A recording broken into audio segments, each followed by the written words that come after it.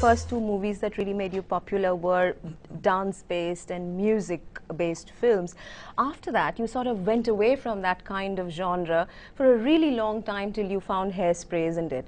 Yes. Why is that? Was it important for you to do more regular films, to do an action, so much of action? Well, no, actually, it was only because there's a shortage of that in our country. You know, in your country, you celebrate the musical. In our country, I would say it's a minority film genre like the Western or the horror picture. So they're far and few between. So you see a good musical every few years, every 5 years. So it's just difficult. And for a man, it's even more difficult to find a good musical because there's not a lot of thought. It's more of a female kind of genre. So I have to pick and choose when I do these singing or dancing vehicles because there's not a lot of them. I'd probably be better off here as far as that's concerned because yes, it's a natural, you know.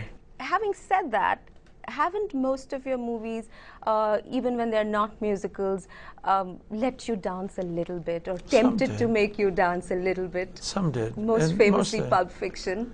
Yes, and that was written even before I was cast in it. So sometimes it's just... And the dance bit was written even before you were cast? Yes. Really? No, it wasn't written with the depth of detail I gave it, but it was written as... Yeah, because those were my... Because, you know, I was older than Quentin and still am. But I grew up with certain dances that were important to me. And I said, you're doing novelty dances here. The twist is a novelty dance. I said, there are others. I said, there wasn't just the twist. I said, there was the Batman, and there was the swim, there was the hitchhiker. There. I said, we did all these dances. I said, would you mind entertaining that? Because my character would be more familiar with that as well as the twist. So he said, okay. I said, I'll show them to you, and then you can choose. And even when Uma and you are dancing, call them out. Say, you know, Catman, you know, Catwoman, Batman, the swim, you know, and he would call them out, and we would change up, you know, go deep down under, you know, that whatever. So I added a level of to it, but it was always written in there, even if I hadn't done it. They had a hi-fi phone, oh boy, did they let it blast. 700 little records, all rock, rhythm, and jazz. But when the sun went down, the rapid tempo of the music fell. C'est la vie, say the old folks. It goes to show you never can tell. You love dancing, don't you? I enjoy it, yes. And yet you didn't train to be a dancer. I did. I trained to... In New York, you have to act, sing, and dance to get a job. So every actor, believe it or not, can pretty much act, sing, and dance. Only if they're from New York originally. Yeah, New Jersey, and you kind of, when you go in to start your career, you're what they call a triple threat if you can act, sing, and dance. So you have 3 times the opportunity to get employment. So most New York actors can say, now how well they do it may vary, but you could just pick almost any New York actor and they'll all be able to do something. And you had a long career in Broadway, isn't it? Yeah. And off-Broadway, and you started in theater in that sense and in the musical, isn't it? There's something about your walk, isn't it? Yeah. Is that the dance? I mean, you know, in Staying Alive, you say, I want to strut. In Saturday Night Fever, the woman looks at you and says, I like to see you walk. Right, What is it about John Travolta's walk? Well, every character should have a walk. Tony Manero had a particular walk that had a strut to it.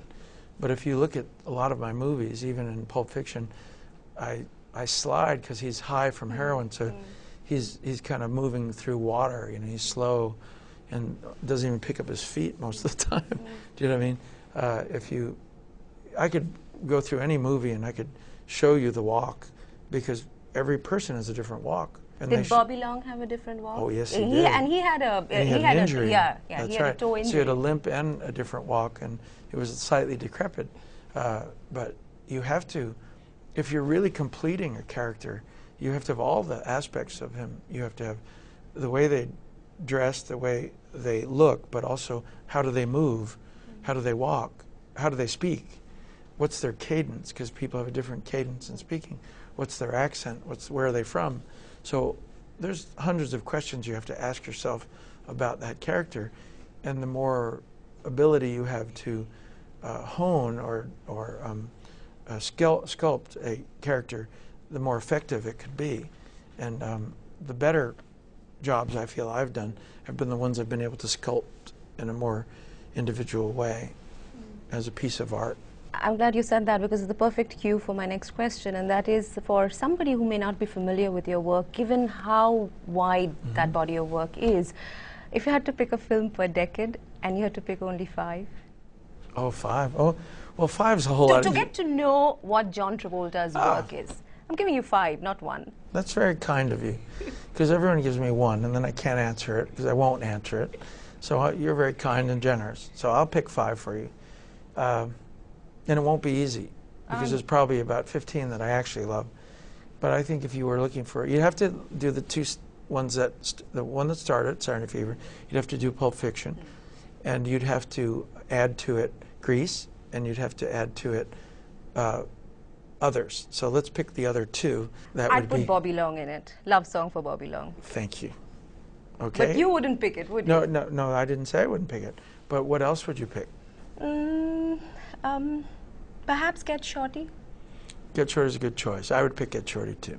And that leaves us 1. It would be a very hard choice after that, because Bobby Long was beautifully written and an homage to the kind of characters I grew up with Tennessee Williams and Inge. So I was very dedicated to that part. So I'll go with you and add Bobby Long to that list. Something wrong? You gonna tell her? Tell her what? We gotta take Bobby to the doctor. He's still pissing blood. He's been putting it off for weeks. Oh. Okay. Well, I hope you're not wearing them lady underwear. I most certainly am. They're good luck. Besides, he's gonna take them off anyway and put one of them backlist numbers on me. Everybody see my Peter. In Face Off, which is one of your most popular movies here Yes. in India and actually even worldwide, there's this bit where you're playing Nicolas Cage. So you're you, but you're actually Nicolas Cage, and then Nicolas Cage is ranting about being you and looking like you, and famously you say, and I quote, "This face, this hair, this ridiculous chin." Yes. John Travolta, how do you feel about the chin? Well, I wrote the line. I wrote the line because I thought it would be hilarious that his character, which I'm playing, would object to that other guy's chin. You know, he was so egocentric that he couldn't admire anything in anybody else. I thought that would really be funny. Yeah, and that ridiculous chin. You know, I thought that would be humorous. So I actually wrote that line to make fun of myself as his character. You're supposed to be snitching, making me look good. Look good. Mm-hmm. Seeing that face on you makes me afraid my tiramisu might come back up. Well, think about me. This nose, this hair, this ridiculous chin. Brother, we're going straight. My goodness. Did you exchange brains as well? The first thing I need you to confess to is the location of the bomb. What about our $10 million? What about when I become an American hero for defusing the bomb? What's that worth? Know that. Thank you. Next question. You're not the only one in the family with brains. No. Although now I am the only one with the looks. Touché. How do you feel about the famous chin? I like my chin. Okay, I'm relieved to hear that. Oh, no, the Cary Grant chin, yeah, no, I'm proud of it. My dad had that. He gave me that.